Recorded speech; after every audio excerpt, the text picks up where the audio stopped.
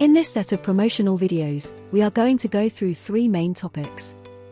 First, project workshop, today's topic. Second, project outreach activities. And third, project sampling.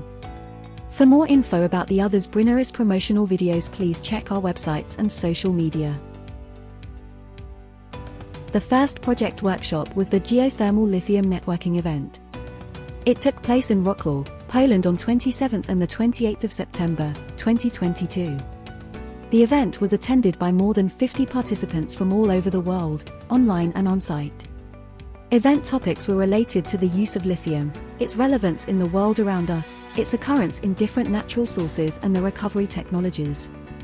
During the event, participants have the possibility to attend to 24 talks and 10 posters. The second workshop was a professional development workshop on critical raw materials content in thermal waters, analysis and assessment.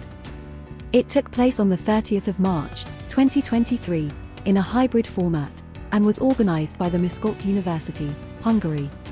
During the event, project partners had the opportunity to sum up the first year project of activities and talk about challenges and plans for 2023.